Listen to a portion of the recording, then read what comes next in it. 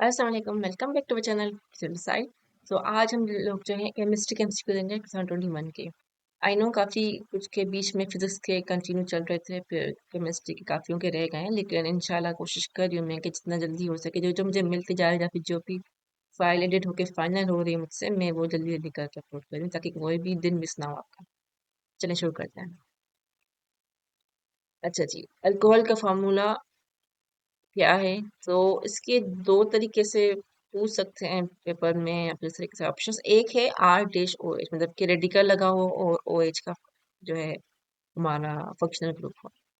जहाँ पे आर जो हम अल्काइल ग्रुप कहते हैं यानी कि CH3 या फिर इस तरीके से कोई भी, या फिर हम इस तरीके से भी फॉर्मूला पूछ सकते हैं CnH2n+1 OH, यानी कि सिंपल है CH2 मतलब CH3 and OH, इस तरीके से। ठीक है, जैसे n की जगह फॉर एग्जाम्पल 1 है और 2 की जगह अगर ये N1 है जब, तो C1H3OH, ठीक है, इस तरीके से भी हो सकता है, या फिर कोई आगे चल के C2H4 जो भी है वो बन सकता है। ठीक है, सो एक एग्जाम्पल इसका ये हो गया।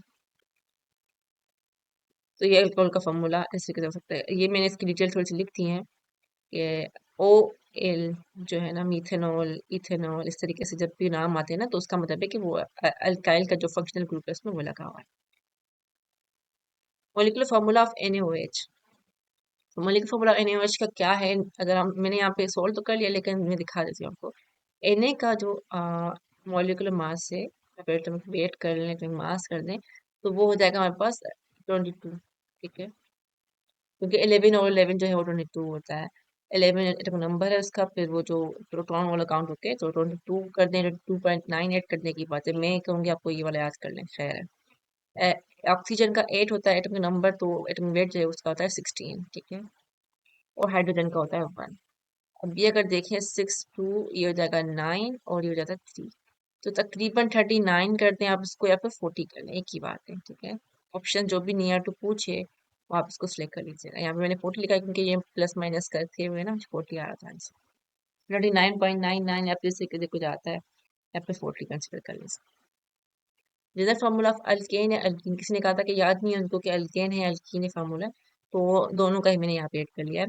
अल्केन का फार्मूला देखें तो उसमें क्या होता है, CnH2n+2 होता है, जहाँ पे n कोई भी कार्बन का नंबर, जैसे कि यहाँ पे N1 हो सकता है, तो CH यहाँ पे 1 अगर कर लें तो 2+2 4 CH4। ठीक है, ये हो जाएगा अल्केन का formula.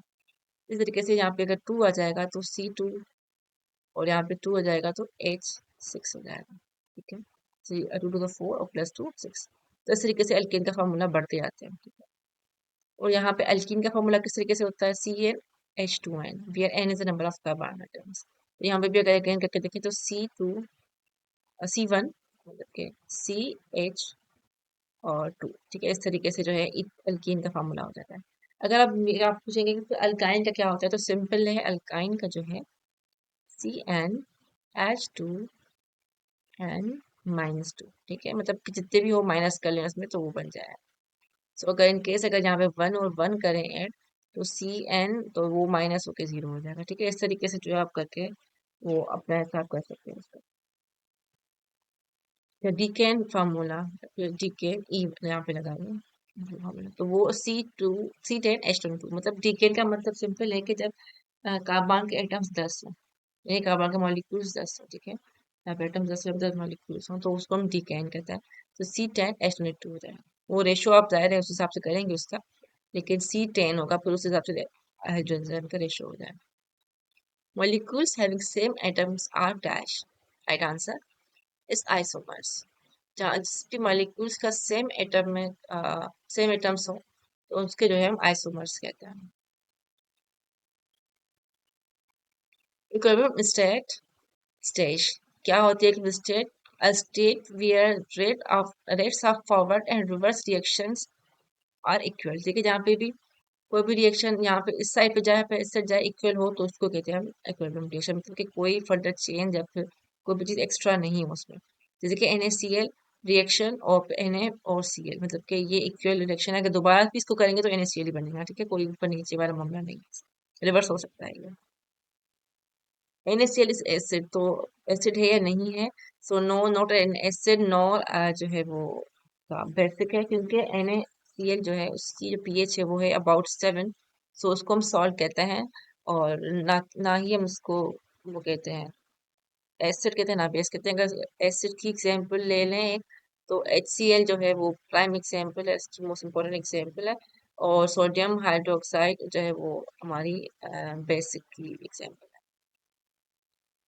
HCl has bond dash, तो कौन सा बॉन्ड है? पोलर कोवलेंट बॉन्ड है। पोलर कोवलेंट बॉन्ड किसको कहते हैं? इसमें पोल्स हो। पोल्स क्यों? क्योंकि HCl मतलब में H जो है वो छोटा है और Cl जो बड़ा है, तो वो जो Cl है वो उसको अपनी तरफ इस तरीके करके खींचता है, ठीक है। कोई भी चीज बड़ी होगी तो उसको अपनी तरफ खींचेंगे जब बॉन्ड्स बनेंगे। तो कोवलेंट बॉन्ड का मतलब क्या है? शेयरिंग होती है इनकी आपस में, देखें। एक हाइड्रोजन का आइटम शेयर हो रहा है और क्लोरीन का आइटम शेयर होता है, अब जाके इसका ऑक्टेट इसका डुप्लेट पूरा हो रहा है, इसका ऑक्टेट पूरा हो रहा है, ठीक है।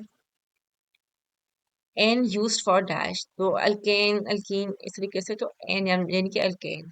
तो अल्केन ANE यूज होता है अल्केन के लिए, जो कि स्टिरियोड हाइड्रोजन कार्बन है। स्टिरियोड हाइड्रोजन कार्बन क्या होते हैं? जो कि सिंगल बॉन्ड बनाते हैं, ठीक है। जैसे तो मीथेन का सिंगल बॉन्ड होता है, इस तरीके से सबका। क्यों मीथेन का सिंगल बॉन्ड कैसे होता है? फॉर एग्जाम्पल CH4 है, तो आउटर मोस्ट जो उसका है हमारे पास मीथेन कार्बन में, तो आउटरमोस्ट इलेक्ट्रॉन्स जो है उसमें है, आउटरमोस्ट शेल में इलेक्ट्रॉन होते हैं 4, तो वो चारों एक एक करके इससे होते हैं, तो हर एक कार्बन एक हाइड्रोजन से के साथ सिंगल बॉन्ड बनाते हैं। All seated carbon have dash bonds, तो अगेन वही थेम आ गया कि हैव सिंगल बॉन्ड्स या फिर सिग्मा बॉन्ड्स कह सकते हैं।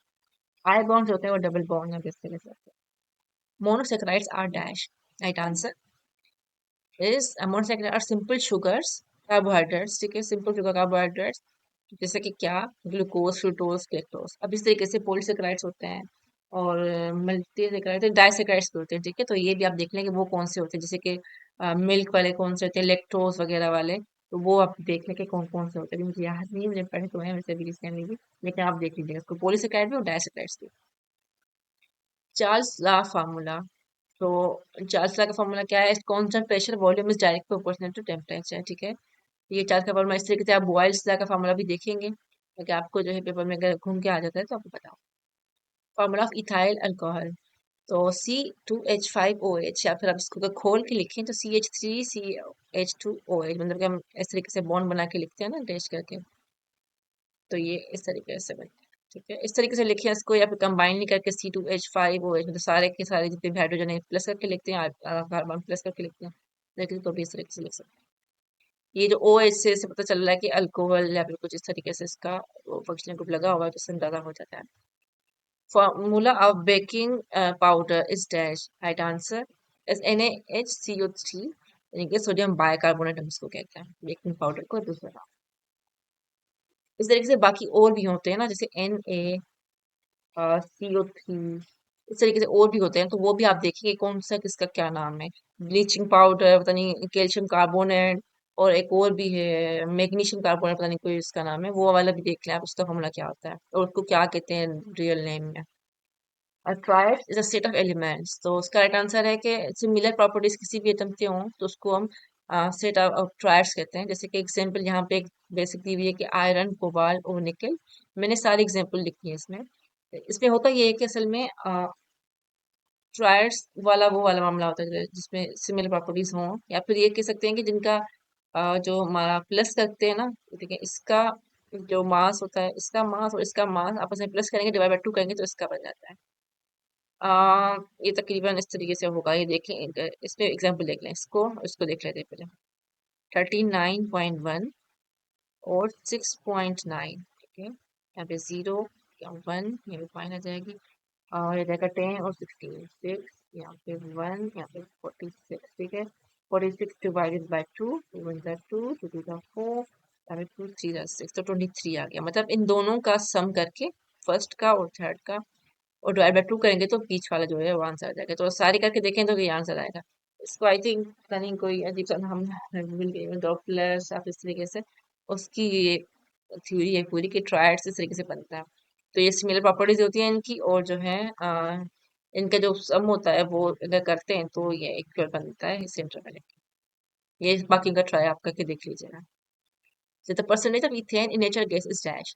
तो इसका राइट आंसर वैसे तो 5%, या फिर आप 4.5% कह सकते हैं, इसको 4.4% कह सकते हैं, लेकिन अपोजिटली मैंने 5% लिखा हुआ है। द रीजन इज मीथेन का जो है 90 to 95% होता है।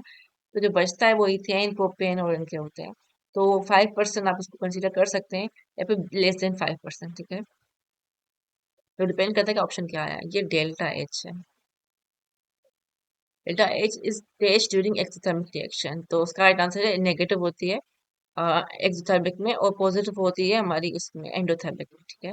जब हीट रिलीज होती है ना, और उसमें हीट जो है एब्सॉर्ब होती है, तो उसमें जो है पॉजिटिव होता है एंडोथर्मिक में, और यहाँ पे negative. The formula of molarity is dash. Right answer is molarity divided by moles divide by litre, और उसका अगर शॉर्ट में देख लें तो m is equal to number of moles divide by litre, ठीक है। अब ये जो चीज है ना, आप मोलरिटी का देख लिया आपने, आप मोलरिटी का भी देख लीजिए। मोलरिटी, ठीक है। आई होप ये सही होगा, एक मिनट कंफर्म। हाँ, ये मोलरिटी का तो ठीक है, मोलरिटी का आप खुद देख लीजिएगा, और हो सके तो कमेंट में क्रिएट कर लीजिएगा, ताकि दूसरों को जिनको नहीं पता उनको भी पता चल जाए।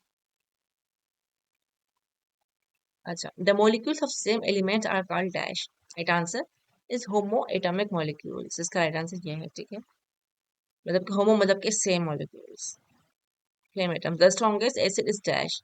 तो स्ट्रॉन्गेस्ट एसिड जो है वो फ्लोरो एंटीमोनिक एसिड, यानी कि HSPF6। The formula mass of NaOH is dash.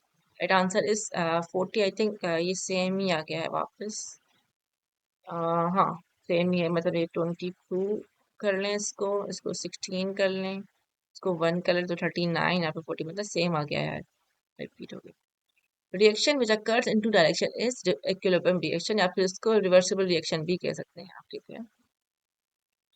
हाँ, रिवर्सिबल रिएक्शन भी होता है, तो आई थिंक इक्विलिब्रियम रिएक्शन से ज्यादा बेहतर है कि रिवर्सिबल रिएक्शन इसको आप कहते हैं। रिवर्स जो हो सके उसको हम रिवर्सिबल रिएक्शन कहते हैं,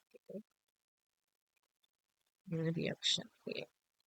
और इरिवर्सिबल मतलब कि जो एक साइड पे हो वो चेंज वापस ना हो सके, कोई रिवर्सिबल कहते हैं। इन जनरल फार्मूला फॉर, तो इन है जनरल फार्मूला फॉर अल्कीन, ये यहाँ पे CnH2n, ठीक है, for alkene where n is number of atom, ठीक है। इन का मतलब है जब भी E आए तो आप समझते हैं कि ये है अल्कीन का। इस तरह कहते आइन इस तरीके से आ जाए तो ये अल्काइन का। सो देयर से फॉर टुडेस वीडियो, होप आप लोगों को काफी हेल्प हुई हो इस वीडियो से। मिलते हैं फिर एक नए वीडियो के साथ अगले next time. Let's see, hope कि जल्दी मिलूंगी इंशाल्लाह। तब तक के लिए दुआ में खास रखें। टेक केयर, हाफिज।